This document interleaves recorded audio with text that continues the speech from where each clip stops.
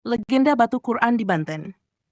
Batu Quran di Pandeglang, Banten, adalah situs yang terkenal karena keterkaitannya dengan sejarah dan legenda para ulama besar. Berikut adalah 3 versi asal-usul Batu Quran yang terkenal di kalangan masyarakat. 1. Sejarah Batu Quran. Versi pertama.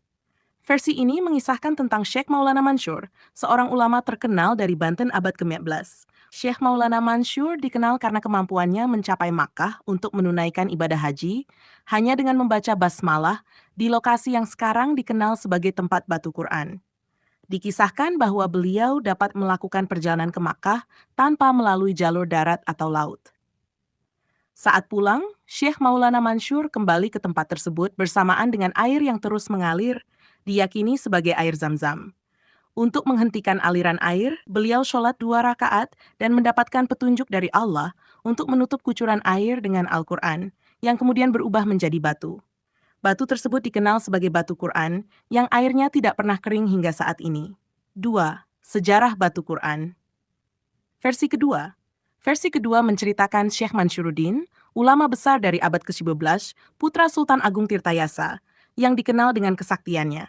Syekh Mansyuruddin diceritakan sedang berada di Makkah, dan ketika kembali ke Nusantara, ia muncul dari sumur air Zam-Zam di daerah Cibulakan, Banten. Seperti versi pertama, aliran air dari tempat kemunculannya tidak berhenti. Syekh Mansyuruddin kemudian menutup aliran air dengan Al-Quran dan mengukir tulisan Al-Quran pada batu menggunakan jari telunjuknya. Batu ini dikenal sebagai Batu Quran yang terkenal di Banten. 3. Sejarah Batu Quran versi ketiga. Versi terakhir ini menghubungkan Batu Quran dengan legenda Sayyidina Ali, Prabu Munding Wangi, dan Prabu Kian Santang. Diceritakan bahwa Prabu Kian Santang belajar ke Makkah pada Sayyidina Ali dan mengirim utusan untuk mendapatkan kitab suci. Sayyidina Ali kemudian datang ke Nusantara untuk menyerahkan kitab tersebut, tetapi Prabu Kian Santang sedang berada di Sahyang Sirah, ujung kulon. Sayyidina Ali sholat di atas batu karang di sana sebelum kembali ke tanah Arab.